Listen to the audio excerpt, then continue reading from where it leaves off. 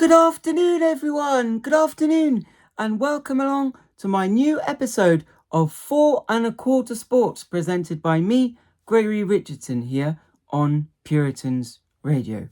Wherever you are today, whether that is at Headingley for the cricket or if you are en route to Dublin for the first match of the 2025 British and Irish Lions campaign, I hope that you are able to tune in as I have got an action-packed show once again. Today, I will discuss some similarities between Bath Rugby and Hull Kingston Rovers in rugby's two different codes after an historical few weeks in both Rugby League and in Rugby Union. Then I'll talk a little bit about the Betfred Wheelchair Challenge Cup final, which preceded the event I attended at Wembley 2 weeks ago, before then talking in detail about the British and Irish Lions as it all kicks off for Andy Farrell and his men this evening against Argentina on Irish territory, before then talking in brief about the top 14 semi-finals in France. Then it will be time for all things cricket, just before signing off with a brief summary of what happened in last weekend's Soccer Aid event and with important news from the NHL in North America. So, that being said, why are Bath and Hull Kingston Rovers, otherwise known as Hull KR, similar? Well, in the north, Hull KR were celebrating a first Challenge Cup triumph since 1980 on Sunday, 8th June, as Mikey Lewis, Willie Peters and co were showing off the huge trophy to the hordes of fans celebrating in front of the City Hall in the sunshine that afternoon. Before any Betfred Super League Round 15 matches were played, Willie Peters' men were in first place with a 2-point cushion over Wigan Warriors as they are in pursuit of a league leader's shield and the Super League trophy itself in 2025 after narrowly missing out against Wigan Warriors last year. When you look at both Bath and Hull KR, their league fortunes are very similar across the last two top-flight domestic campaigns. Narrowly missing out on top spot in the regular season to Northampton Saints last year before being narrowly beaten by them in the final, Bath came storming back to play even better rugby in their domestic season as they finished top of the Premiership by a country mile and did just enough to defeat Leicester Tigers in the final to claim their first top-flight domestic trophy since 1996, thanks to local hero Max Ojomo scoring under the posts in the second half. En route, the academy players and other less experienced players claimed the Premiership Rugby Cup, and they also managed to win in the European Challenge Cup as stepping stones along the way to being domestic champions, which Finn Russell confirmed was the ultimate goal this season when being interviewed by BBC Radio 5 Live post-match at the Allianz Stadium last Saturday. Hull KR are also eyeing the treble, but to achieve greatness they only have to look south towards Somerset at how Johan van Graan achieved the extraordinary as inspiration for the Robins. Whilst I do not think that will include Willie Peters travelling south to sit down with the South African maestro over a coffee mid-campaign, both himself and the Robins staff would certainly do well to take a leaf out of Bath's book going forwards. 2 Saturdays in a row, history was made in both codes.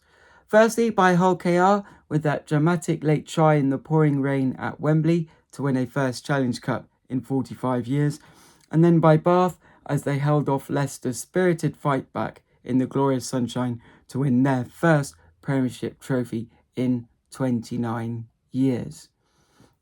Domestic rugby union in Britain and Ireland is done and dusted for 2024-2025, whereas the race for eliminators places and for the league leaders' shield is in full swing in Rugby League. Yet again, that top spot looks as though it will be between Hull KR and Wigan Warriors, although Leeds Rhinos are on their heels and look dangerous as well, especially at a partisan Headingley Stadium. Sport is about being inspired and, as the underdog, seeing a team in the other code win the domestic top flight for the first time in just under 3 decades after not being good enough for a long time in the lead up serves as a reminder that miracles are possible. Think about Hull KR last year. Wigan pipped them for the league leaders' shield, but it was close, very close. They then lost to Wigan 9 points to 2 in the final. Then look at Bath. They came back from narrowly finishing second in the league and narrowly missing out on the big prize to rule the roost in the regular season and win the big prize just 12 months later. Hull KR can feed off that to achieve greatness and win the other code's treble. When you look at both sides, there is also an argument for Mikey Lewis being Bath's Finn Russell, just maybe the latter is not quite as arrogant. For example, you did not see Finn Russell running up to Tigers fans and clapping them when coming on for the warm-ups, although, having said that, the atmospheres were very different at Wembley and the Allianz Stadium, respectively. Anyway, both Russell and Lewis have a lot in common, including the fact that both are staying on at their respective clubs for at least 2 more years. Mikey Lewis until October 2027 and Finn Russell until summer 2028, after it was announced that the Scot had extended for 3 more years just yesterday morning on the Gallagher Premiership website and app.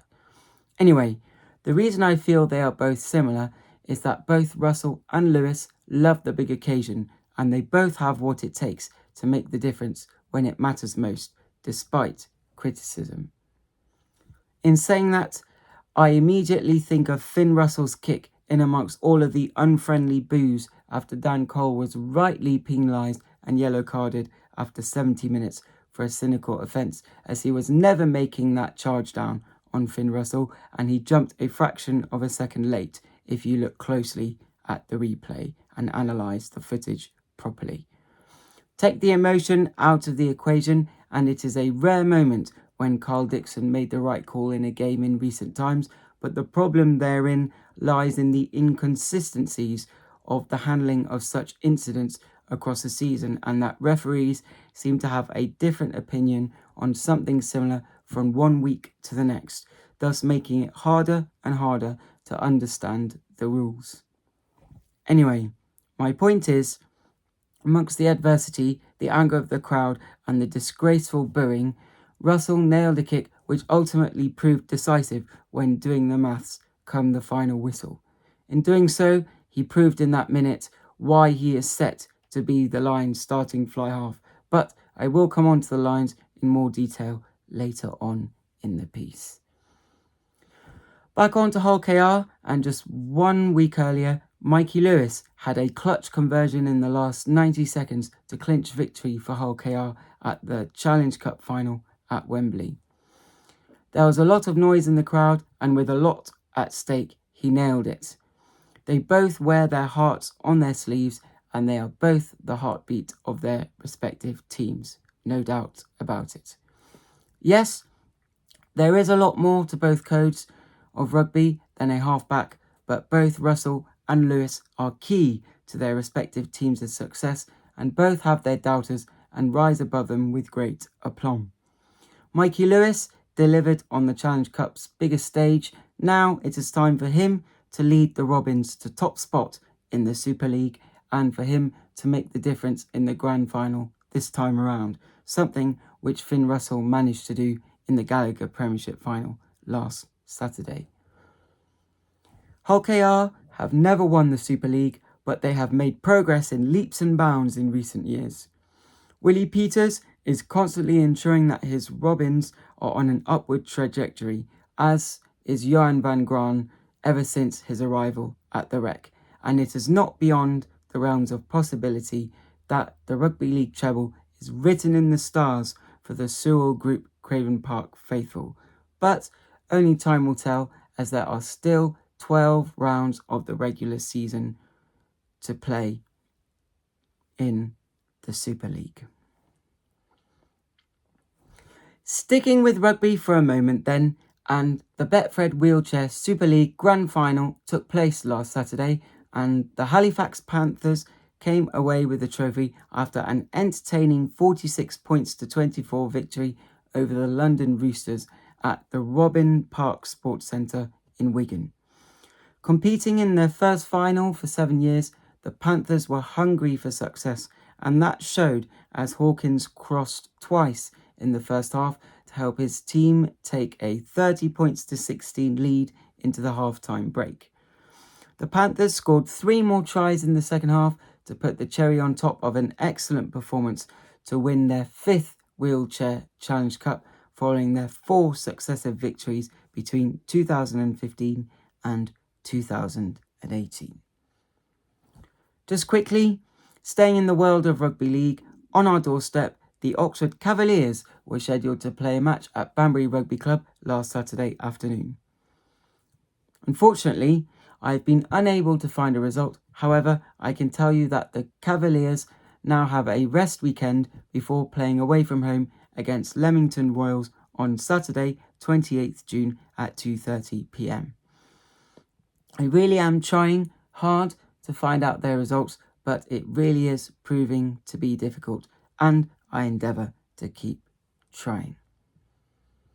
Anyway, back in the other code, so in rugby union, I am delighted to tell you that the British and Irish Lions 2025 tour is officially being launched in Dublin this evening with a warm-up test against Argentina at the Aviva Stadium. Kickoff for that one is at 8 p.m. and the game will be shown live on Sky Sports main event and also thankfully on S4C and TG4 in the first ever co-production of its kind between Irish and Welsh television, according to the statement made by S4C earlier in the week. This means that people in both Wales and across the United Kingdom as a whole can watch tonight's match on free-to-air television at home in either Welsh or English commentary. It is also worth mentioning that Banbury Rugby Club have issued a statement saying that everyone is welcome to join them in the clubhouse to watch the match and chat with a drink. So, if that takes your interest this evening, then it seems as though you will be more than welcome up there later on. In terms of the rugby itself then, the last time the British and Irish Lions played the Pumas was in a warm-up match in 2005 at the Millennium Stadium when a last-gasp penalty goal from Johnny Wilkinson spared Sir Clive Woodward's blushes as the match finished in a disappointing 25 points apiece draw. 20 years later, and many Lions players likely to feature in the first test of the series against Australia will not be playing. For example, the Bath, Leicester and Leinster contingent, as well as Blair Kinghorn, who is still representing Stade Toulousain, are all absent.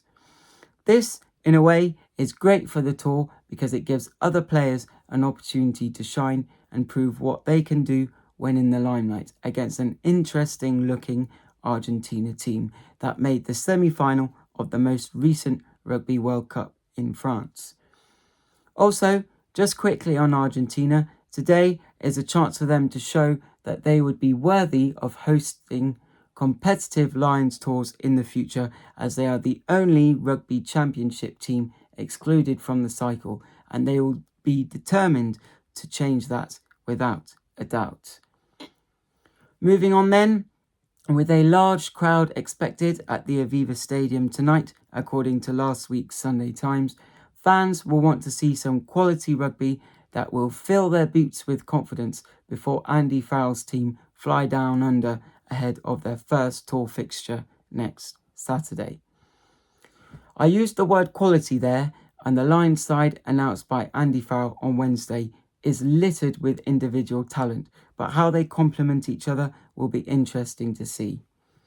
Without further ado then, here is the Lions starting 15 for tonight's contest. At fullback, number 15, Marcus Smith. On the right wing, number 14, Tommy Freeman. At outside centre, number 13, Sione Tuipulotu. At inside centre, number 12, Bundy Aki. On the left wing, number 11, Duhan van der Merwe. At fly half, number 10, Finn Smith.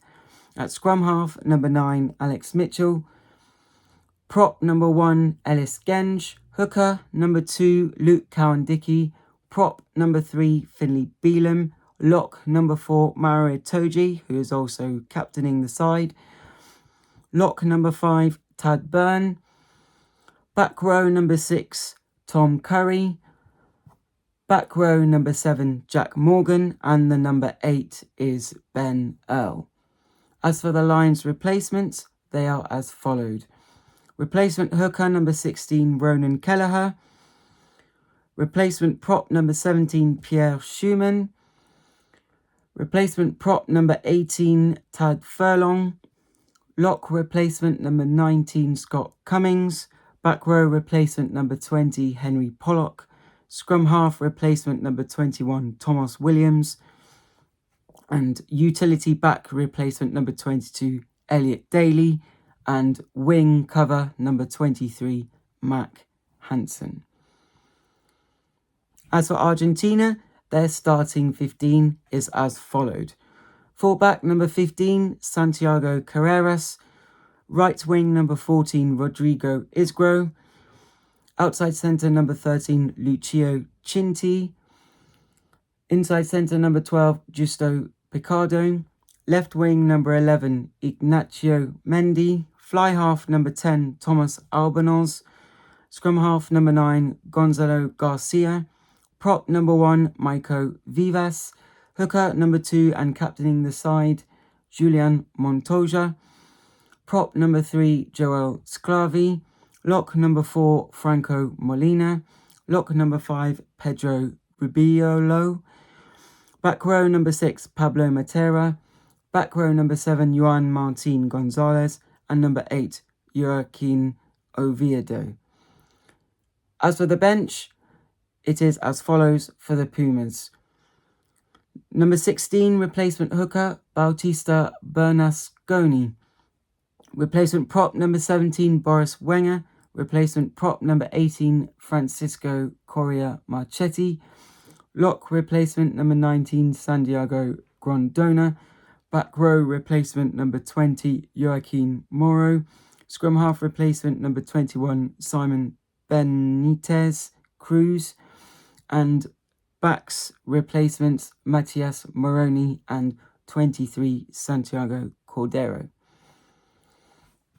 Right then, so that in mind, it promises to be a tough encounter. And if I had to give you a prediction for this evening, considering the Lions have had a very small amount of time together with a training camp in Portugal and not much time to work out combination and tactics, I think the game may lack any real flow, but I think the Lions will score some good tries and that Argentina will play their part as well. So I'm going to go for a 35 points to 25 victory for the Lions, with the final try for the hosts coming in the closing stages as the Pumas tire and the Lions pile on the pressure to flatter the scoreline a little bit. But a spirited Argentina, led by Montoya, will leave Dublin having staked their claim to be included as part of the tour cycle in years or decades to come. As for the Lions, whilst that result would not look so convincing, it is worth noting that the match is primarily to make money for the Lions organisation, but it also gives some of the players a run out and some important game time. The Lions will win the match, but it will be interesting to see how they go and what impact the performance will have regarding Andy Farrell's potential initial thoughts of a future Test starting 15 come Saturday, 19th July. It certainly is a chance for the two touring Welshmen to make a name for themselves and give Andy Farrell a headache ahead of the Test matches, without a shadow of a doubt. Having said that, the important aspect of tonight's encounter is the officiating. All eyes will be on the team of officials, as there have been talking points aplenty across the season as games continue to be littered with inconsistencies week in, week out. The referee tonight is James Dolman from New Zealand, who interestingly has not been selected to officiate any of the test matches in Australia, but his assistants Andrea Piardi and Nika Amushukeli have. The television match official for tonight is Eric Galzins from France, and he is set to be the TMO for the second test against the Wallabies. So it will be interesting to see how an unfamiliar name goes on a big stage tonight, just 6 weeks from his TMO appointment. Eric Galzins will also be the fourth official for the first of those 3 tests against Australia, which makes a good performance from inside the bunker even more important this evening. Having said that, why tonight's referee is not Ben O'Keefe seems a bit strange.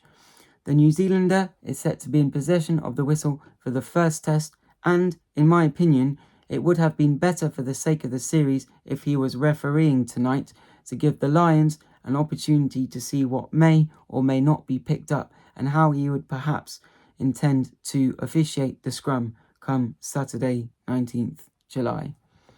Furthermore, as the assistants are as they would be come the first test, therefore, surely it would be the perfect opportunity to see how the officials would work together as a whole as the game goes on. With Joe Schmidt likely to be an observing tactic as a rugby fanatic, I am sure he will also be keeping an eye on what the officials flag up and what line they may take on any off-the-ball incidents akin to that Dan Cole charge down, for example. For that reason, Dolman's appointment seems rather strange, especially as the other 2 test referees are running the lines, as aforementioned. Anyway, at the very least, it will have a Southern Hemisphere viewpoint, so certain aspects of the officiating could be similar. However, Ben O'Keefe is known to have his moments as a referee, which is why it would have been better for him to officiate tonight's encounter as twilight surrounds Dublin.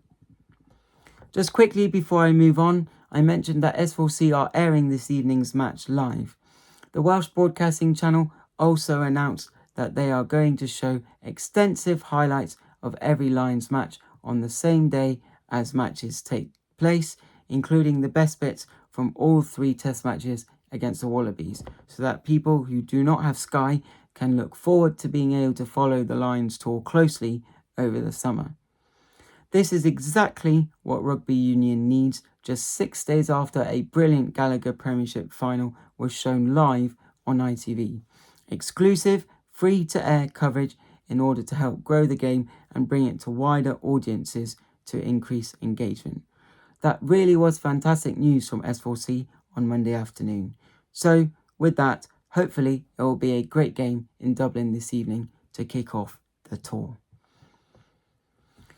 Moving on then, as the respective British and Irish domestic leagues came to a close last weekend, with Bath and Leinster deservedly clinching glory either side of the Irish Sea, across the Channel, the French domestic competition was still in full swing as the first round of the eliminators took place. Just quickly, for those who do not know or for those who do not really follow the top 14, in France, the top 2 are guaranteed a semi-final spot, and then teams placed between 3rd and 6th play a one-off match, with 3rd playing 6th and 4th playing 5th to determine the 4 semi-finalists. Those quarter-final matches, in inverted commas, took place last weekend, with the guaranteed semi-finalists, rather unsurprisingly, being Stade Toulousain and Bordeaux-Bègles in 1st and 2nd place, respectively. In the first knockout match, played last weekend, Bayonne played Clermont-Auvergne, and, rather surprisingly, Bayonne triumphed by 20 points to 3 to clinch a semi-final against Stade Toulousain, which takes place tonight at 8:05 p.m. BST, so British summertime. As for Toulon, they hammered Castres Olympique in their qualifier, so they earned themselves a semi-final against current and reigning European champions Bordeaux-Bègles, although it might not be so easy for Yannick Bru's men as Toulon racked up a half-century in the previous round. Who then will make the top 14 final? Even on neutral ground, form would suggest a Stade Toulousain versus Bordeaux-Bègles final on Saturday 28th June. However, Toulon are known to perform when it matters most, and the script for teams that finish near the top of the table does not always get read by the opposition stood in their way pre-match. I see no way for Bayonne to upset the favourites, Stade Toulousain, in Lyon this weekend. However, I feel as though it is within Toulon's capabilities to upset Bordeaux-Bègles. How emotionally drained will Yannick Bru's men be with all of the expectation weighing on their shoulders after winning Europe's biggest prize? For that reason, I'm going to predict a Toulon win. You are not going to score in excess of 50 points in a knockout game without being on top form, regardless of the opposition. Therefore, I feel the final will be an epic contest between Toulouse and Toulon as old southern rivals reunite in what would then be Dan Biggar's last ever match in professional rugby. Toulouse then have got to be favourites to make it all of the way, but there is tough competition between either Bordeaux or Toulon in their way, but a final to finish off his career would be no less than former Welsh and British and Irish Lions star Dan Biggar deserves. We just have to wait and see how Toulon go tomorrow evening from 8:05 p.m. against Bordeaux. Anyway, I've spent a long time talking about rugby, which seems a bit odd because it does not feel like the season for it anymore. And funnily enough, I read somewhere recently that a sports calendar is on the cusp of needing more than 365 days for everything to be completed. And that did make me chuckle because it has indeed almost got to that point.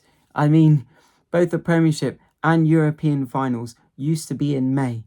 Just 2 years after Saracens beat Sale by 35 points to 25 to become Kings of England, the final was 3 weeks later and the players were playing in sweltering heat, which was less than ideal for sure.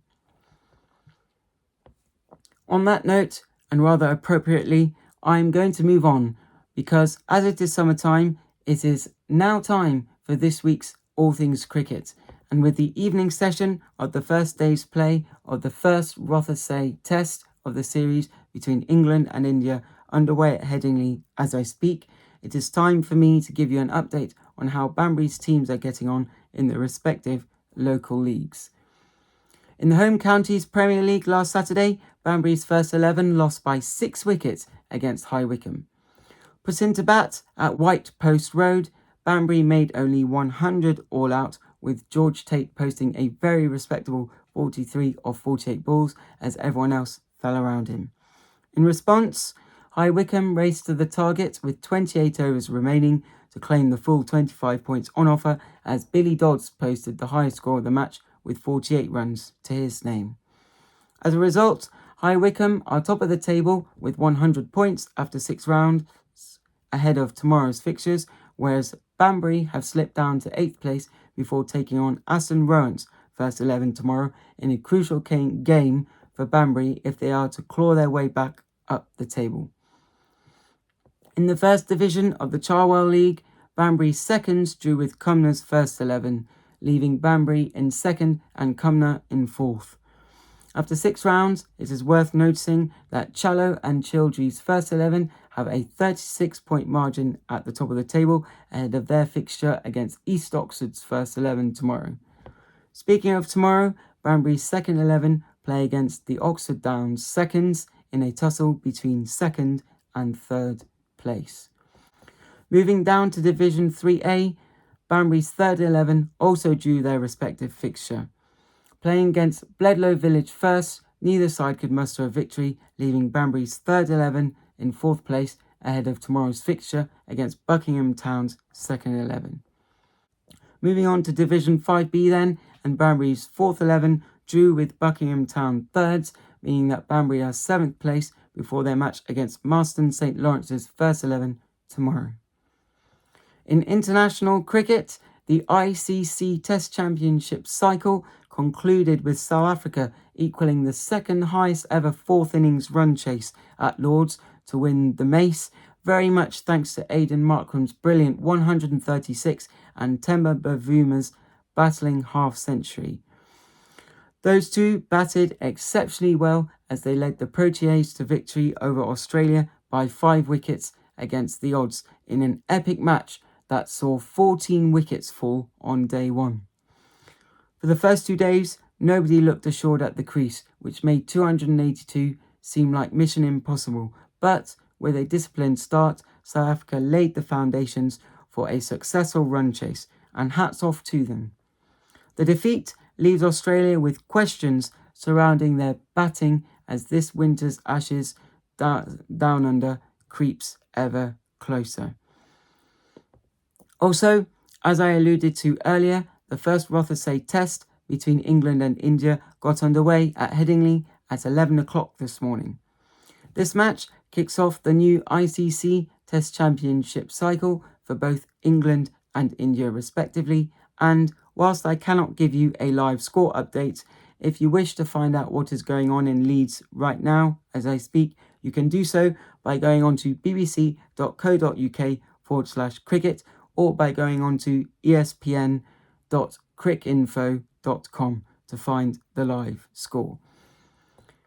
What I can tell you, however, is that Brendan McCullum and Ben Stokes revealed England's starting 11 on Wednesday afternoon, and the headline selection was certainly that of Ollie Pope at number 3 in the batting order as the debate between him and Jacob Bethel rolled on and on and on in the media. Anyway, England are as follows for the next 5 days. Zach Crawley, Ben Duckett, Ollie Pope, Joe Root, Harry Brook, Ben Stokes, who is the captain of course, then Jamie Smith as the wicket-keeper batsman, Chris Wokes, who is the leader of the attack, followed by Bryden Cars, Josh Tongue, and the spinner is Shoaib Bashir. With talking points aplenty before a bowl was even bowled, it certainly promises to be a belter of a series, and according to my weather app, the forecast at Headingley is set to be dry and hot for every one of the scheduled 5 days of the first test. So there should be a result there before the series comes down south to Edgbaston on the 2nd of July. In terms of who might win this first test then, despite a lot of uncertainty regarding India's relative lack of experience and England's injury problem, something that speaks in England's favour is the fact that the hosts have won 5 consecutive test matches in Leeds dating back to June 2018, according to ESPN Cricinfo. These triumphs include an innings win against India there in 2021 and a victory in each of the previous Ashes series in 2019 and 2023 respectively. Ben Stokes seems to love performing at Headingley, and both Joe Root and Harry Brook will be motivated to score a lot of runs on a flat track in front of their friends and family on their home ground. In addition, don't forget that Headingley is where Joe Root scored his maiden Test 100 in 2013, as his 104 gave England a massive helping hand in the first innings of that match against New Zealand. That being said, can the Maestro record a 37th century during the first test to set the tone? Ultimately, England will be motivated to just play and let their cricket do the talking now. Consistent performances which yield good results would surely give England fans confidence prior to this winter's Ashes series, despite India's relative lack of experience as aforementioned. Therefore, I'm predicting a 3-1 series win for England, probably with a draw at Old Trafford, because we know what the weather can be like with the light and the rain up there in Manchester. Anyway, quickly moving on, and in football, the traditional Soccer Aid for UNICEF match took place last Sunday evening at Old Trafford as England took on a celebrity-packed World 11.